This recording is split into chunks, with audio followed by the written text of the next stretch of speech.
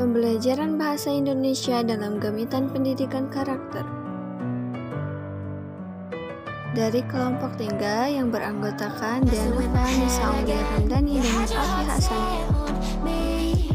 Nah, yang pertama yaitu mengenai mengapa pendidikan karakter.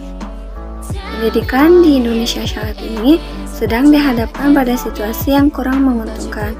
Kondisi ini terjadi sejalan dengan semakin banyaknya kenyataan tentang lemahnya karakter bangsa Indonesia yang selama ini diyakini sangat kuat dan teguh memegang sendi-sendi kehidupan yang arif dan bijaksana.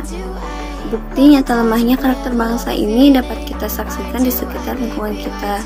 Misalnya budaya korupsi, nepotisme, malu, maraknya menyanjung ketidakjujuran dan pelemahan potensi anak oleh bangsa kita sendiri. Nah, kondisi ini sangat memprihatinkan sekaligus menjadi aib bagi pendidikan di Indonesia. Menurut Depdiknas, mengakui bahwa di kalangan pelajar dan mahasiswa, moral ini tidak kalah memprihatinkan. Perilaku menabrak etika, moral, dan hukum dari yang ringan sampai yang berat masih kerap diperlihatkan oleh pelajar dan mahasiswa. Kebiasaan mencontek pada saat ulangan masih dilakukan. Kemudian keinginan lulus dengan cara mudah dan tanpa kerja keras pada saat ujian nasional menyebabkan mereka berusaha mencari jawaban dengan cara yang tidak beretika. Nah, mereka mencari bocoran jawaban dari berbagai sumber yang tidak jelas. Siswa misalnya melakukan plagiarisme, penciplakan, dan lain-lain. Beberapa di antara yang dilakukan oleh pelajar dan mahasiswa yaitu minum minuman keras, pergaulan bebas, penyalahgunaan narkoba yang mengakibatkan depresi, bahkan terkena HIV atau AIDS. Berbagai kenyataan tersebut sangat bertentangan dengan keyakinan kita selama ini bahwa pendidikan merupakan satu-satunya jalan untuk memanusiakan manusia. Dalam konteks ini, pendidikan dipandang mampu untuk membentuk manusia seutuhnya yang menyadari keberadaan dirinya, lingkungan, dan juga Tuhannya. Namun, kepercayaan terhadap pandangan ini mungkin saja akan beberapa dekade ke depan sejalan tudingan terhadap pendidikan yang gagal mencetak anak bangsa yang berbudaya dan berkarakter unggul. Namun, kepercayaan terhadap pandangan ini mungkin saja akan sima di beberapa dekade ke depan sejalan dengan tudingan terhadap pendidikan yang gagal mencetak anak bangsa yang berbudaya dan berkarakter unggul. Nah, bertemani dengan kondisi ini, pendidikan di Indonesia mendapatkan tantangan besar untuk kembali meluruskan berbagai penyimpangan budaya yang saat ini terjadi. Pembicaraan tentang karakter bangsa yang secara esensi berhubungan dengan sikap mental negatif bangsa sebenarnya sudah banyak dilakukan para ahli sejak tahun 90-an. Nah, kondisi ini lebih mengkhawatirkan adalah tidak adanya lagi sikap bangga terhadap budaya Indonesia. Karena kehilangan rasa bangga budaya Indonesia inilah kemudian banyak manusia Indonesia yang tidak menghargai budaya luhur warisan bangsa Indonesia. Hal ini menimbulkan sikap negatif berikutnya yaitu tuna harga diri. Nah, menurut Depdiknas menilai upaya yang tepat untuk mengembalikan peradaban bangsa adalah melalui pendidikan.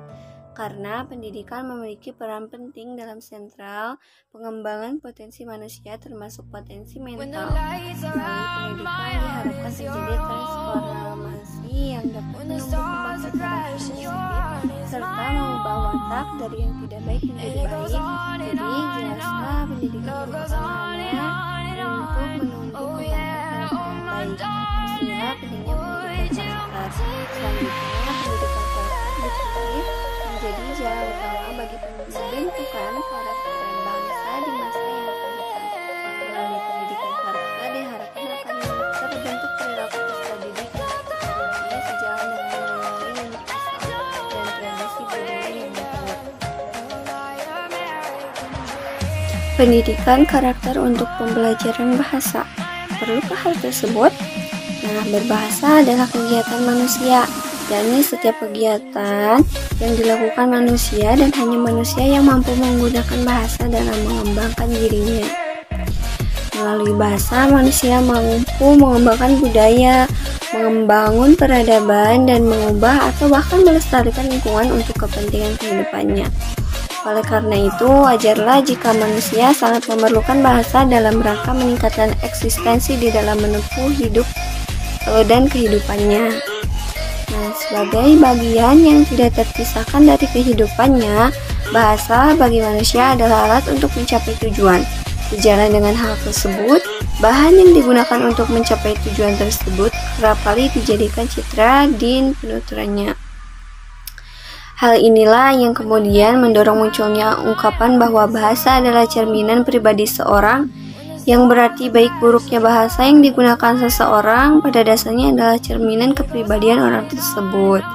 Menyikapi bahwa bahasa adalah cerminan kepribadian seseorang, seorang penutur tentu saja akan sangat berhati-hati dalam menggunakan bahasa untuk berkomunikasi. Kehati-hatian penutur dalam berbahasa akan tercermin minimal dari proses pemilihan kata dan pemilihan bentuk wacana yang digunakannya. Untuk dapat berkomunikasi dengan lawan tutur secara wajar dan mencapai tujuan komunikasi, kesantunan berbahasa dan etika berbahasa harus digunakan secara integritas. Atas dasar inilah banyak yang berpendapat bahwa kesantunan dan etika bahasa merupakan istilah yang merujuk pada makna yang sama. Permasalahannya sekarang adalah bagaimana agar kita dapat menggunakan bahasa secara santun dan dengan perilaku yang sesuai dengan etika berbahasa. Ada satu syarat utama yang harus dipenuhi agar seorang penutur mampu menggunakan bahasa secara santun dan beretika. Syarat tersebut tentu saja adalah penguasaan penuturan terhadap bahasa yang digunakan.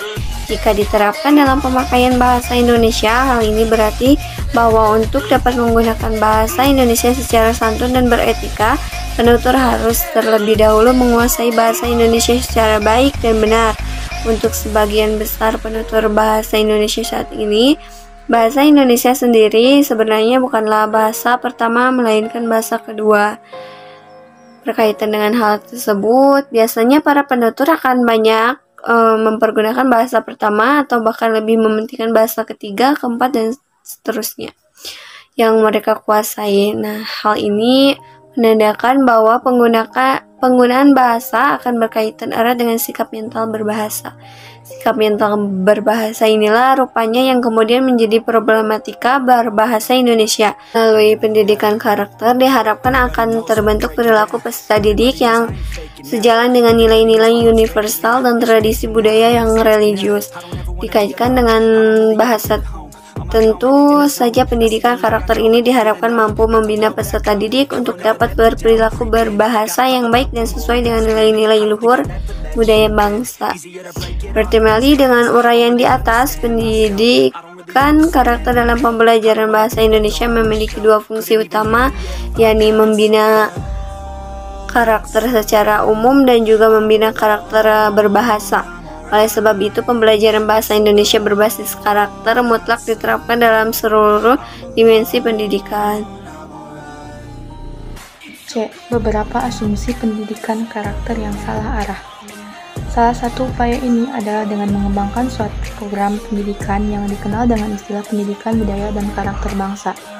Pendidikan budaya dan karakter bangsa dimaknai sebagai pendidikan yang mengembangkan nilai-nilai budaya dan karakter bangsa pada diri peserta didik, sehingga mereka memiliki nilai dan karakter dirinya. Menerapkan nilai-nilai tersebut dalam kehidupan dirinya sebagai anggota masyarakat dan warga negara yang nasionalis, produktif, dan kreatif. Berikut beberapa sudut pandang yang keliru terhadap implementasi pendidikan karakter di sekolah. Pertama, pendidikan karakter adalah materi ajar yang bersifat penugasan. Pandangan yang salah dalam menafsirkan penerapan pendidikan karakter ini melihat bahwa pendidikan karakter harus dijadikan sebuah mata pelajaran baru di sekolah. Konsepsi demikian jelaslah merupakan konsepsi yang memperburuk pendidikan di Indonesia yang selama ini saja sudah dikategorikan sebagai pendidikan dengan mata pelajaran terbanyak di dunia dibandingkan dengan negara Jepang, Singapura, dan Malaysia. Dan pandangan ini pula telah ditolak secara tegas oleh Kemendiknas. Menurut Kemendiknas, telah dengan jelas menyatakan bahwa karakter sebagai suatu moral ekselensi dibangun di atas berbagai kebijakan yang pada gilirannya hanya memiliki makna ketika dilandasi atas nilai-nilai yang berlaku dalam budaya bangsa. Berbeda dari materi ajar yang bersifat materi, sebagaimana halnya suatu performance, konteks suatu kompetensi. Materi pendidikan budaya dan karakter bangsa bersifat developmental. Perbedaan hakikat kedua kelompok materi tersebut menghendaki perbedaan perlakuan dalam proses pendidikan. Materi pendidikan yang bersifat developmental menghendaki proses pendidikan yang cukup panjang dan bersifat saling menguat antara kegiatan belajar dengan kegiatan belajar lainnya, antara proses belajar di kelas dengan kegiatan kurikuler sekolah yang ada di luar kelas. Berdasarkan sikap tegas di atas, jelaslah bahwa pendidikan karakter yang dipandang secara keliru sebagai materi pembelajaran harus disingkirkan. Oleh sebab itu, kita harus memandang bahwa pendidikan karakter bukan dititik beratkan sebagai materi ajar, melainkan jiwa dalam pembelajaran itu sendiri. Dalam hal ini, pendidikan karakter harus mampu terbangun dalam proses pembelajaran, dan melalui proses pembelajaranlah pembiasaan dan pembentukan karakter harus dilakukan. Yang kedua, pandangan karakter adalah mengembalikan P4. Pandangan kedua yang keliru ini terjadi pada zaman Orde Baru. Pandangan ini muncul pada beberapa tokoh pendidikan karakter di Indonesia yang sangat kental dengan kepemimpinan ala militer yang pernah diterapkan pada zaman Orde Baru. Dalam persepsi keliru ini, pendidikan karakter merupakan sebuah pendidikan yang diarahkan agar peserta didik menghafal sejumlah ayat-ayat tertentu agar terkesan berkarakter. Penghafalan ini diharapkan akan mampu menjadi jiwa dalam kehidupan sehari-hari. Tentu saja pandangan demikian bukanlah pandangan yang benar, sebab penghafalan hanya bersifat kognitif tingkat rendah yang jauh dari perilaku yang sesungguhnya. Ketiga, pendidikan karakter adalah pendidikan moral, nilai, dan agama. Pandangan ketiga yang sering muncul adalah yang paling terkesan dominan yang dituangkan dalam seluruh mata pelajaran. Pandangan ini memang masih dikatakan logis, karena sendi kehidupan manusia senantiasa harus berdasarkan pada agama dan keyakinan yang diatur. Namun demikian, penafsiran pendidikan karakter sebagai pendidikan agama yang dituangkan dalam berbagai mata pelajaran adalah sebagai pandangan yang sangat sempit. Berkembangnya paradigma ini didasarkan atas asumsi bahwa pendidikan karakter adalah pendidikan tentang akhlak mulia. Pendidikan karakter juga bukan hanya sekedar pendidikan moral dan nilai. Pendidikan karakter mempunyai makna yang lebih tinggi dari pendidikan moral karena bukan sekedar mengajarkan mana yang benar dan mana yang salah. Yang terakhir, pendidikan karakter adalah proyek. Pandangan keempat ini adalah pandangan yang saat ini mulai berkecambah pada pemikiran beberapa pengamat pendidikan di Indonesia. Tentu saja pandangan ini sebenarnya merupakan pandangan yang sangat pesimistis dan bahkan mungkin buruk sangka, yang memandang segala sesuatu berdasarkan pola pikir negatif. Kemunculan pandangan ini tentu saja bukan tanpa dasar. Beberapa fakta logis tentang penerapan pendidikan karakter memang bertemali dengan beberapa fakta yang telah terjadi dalam sejarah pendidikan Indonesia. Salah satu fakta yang masih sangat kental dalam ingatan kita adalah pendidikan kecakapan hidup yang pernah bergantung dalam konteks pendidikan Indonesia pada tahun 2004. Terlepas dari benar atau tidaknya pandangan keliru tersebut, satu pemikiran yang pasti saat ini adalah kesadaran diri bahwa pendidikan karakter memang diperlukan. Pendidikan karakter haruslah diimplementasikan dalam setiap gerak dan irama proses pembelajaran sekolah dan mungkin juga di luar sekolah. Atas dasar pemikiran ini, pendidikan karakter harus menjadi jiwa dalam seluruh proses pendidikan, bukan menjadi benalu bagi proses pendidikan. D. Apa sebenarnya pendidikan karakter? Karakter berasal dari bahasa Yunani yaitu kasairo yang berarti cetak biru atau format dasar. Berdasarkan asal katanya, karakter dianggap sebagai sekumpulan kondisi yang dimiliki oleh seseorang. Sedangkan karakter menurut Kamus Besar Bahasa Indonesia merupakan sifat-sifat kejiwaan, akhlak, atau budi pekerti yang membedakan seseorang dari yang lain. Ahli psikologi memandang karakter sebagai sebuah sistem keyakinan dan kebiasaan yang mengarahkan tindakan seorang individu. Artinya, karakter merupakan cara pandang seseorang terhadap suatu objek tertentu yang disertai dengan kecenderungan berperilaku dan berperilaku sesuai dengan cara pandangnya tersebut. Sedangkan Kemendiknas menyatakan bahwa dalam pandangan agama, seseorang yang berkarakter adalah seseorang yang di dalam dirinya terkandung potensi-potensi yaitu sidik, amanah, patonah, dan tabligh. Berkarakter menurut teori pendidikan apabila seseorang memiliki potensi kognitif, afektif, dan psikomotor yang teraktualisasi dalam kehidupannya. Menurut teori sosial, seseorang yang berkarakter mempunyai logika dan rasa dalam menjalin hubungan interpersonal dan hubungan interpersonal dalam kehidupan bermasyarakat. Karakter menunjukkan bagaimana seseorang bertindak tentang dasar pelaksanaan pendidikan karakter. Kemendiknas mengemukakan prinsip-prinsip pengembangan pendidikan karakter sebagai berikut. Yang pertama, berkelanjutan. Mengandung makna bahwa proses pengembangan nilai-nilai karakter merupakan sebuah proses panjang dimulai dari awal peserta didik masuk sampai selesai dari suatu kesatuan pendidikan. Yang kedua, melalui semua mata pelajaran, pengembangan diri dan budaya satuan pendidikan mensyaratkan bahwa proses pengembangan karakter dilakukan melalui setiap mata pelajaran dan dalam setiap kegiatan kurikuler, ekstrakurikuler, dan kokurikuler. Pengembangan nilai-nilai tersebut melalui keempat jalur pengembangan karakter melalui berbagai mata pelajaran yang telah ditetapkan dalam standar ISI.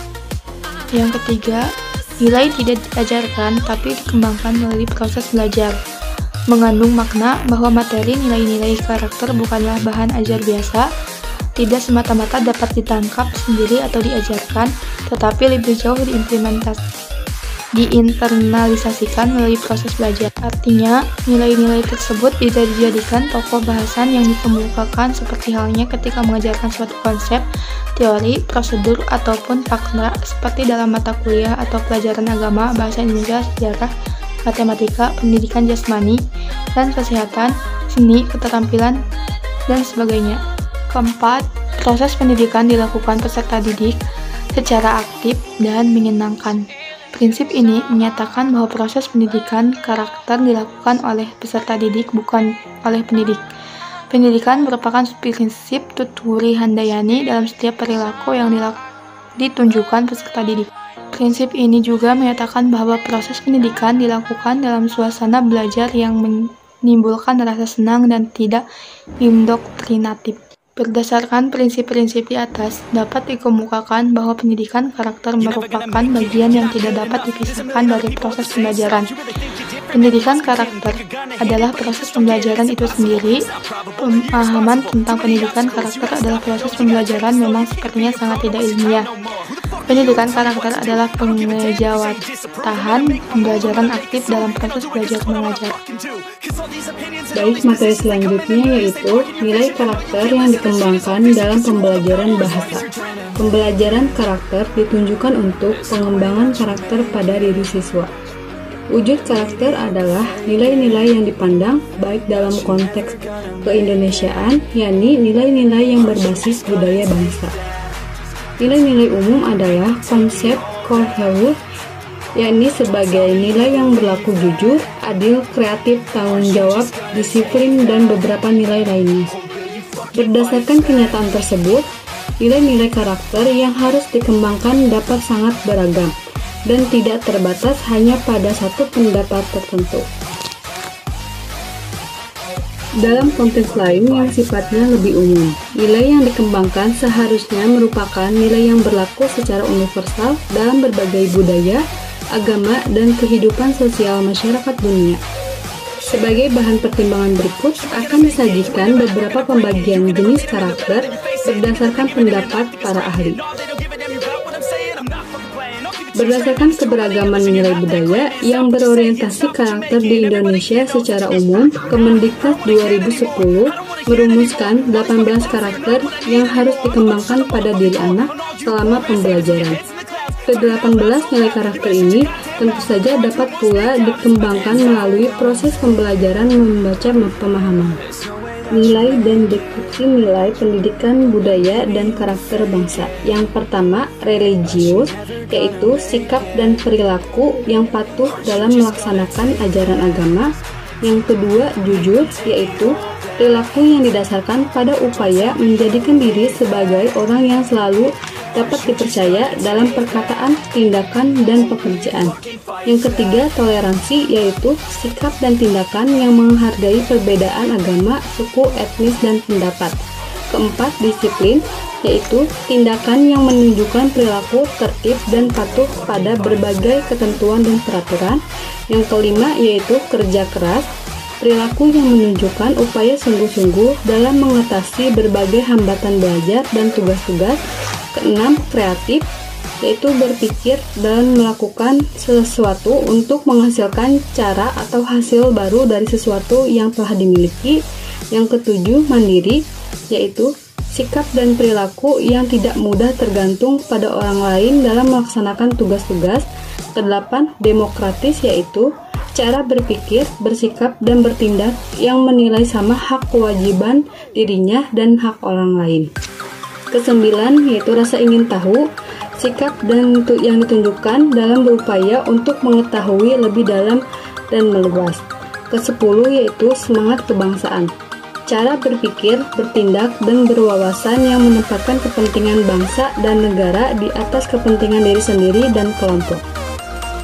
11, yaitu cinta tanah air, cara berpikir, bersikap, dan berbuat menunjukkan kesetiaan, kepedulian, dan penghargaan yang lebih tinggi terhadap bahasa, lingkungan, fisik, sosial, budaya, ekonomi, dan politik bangsa.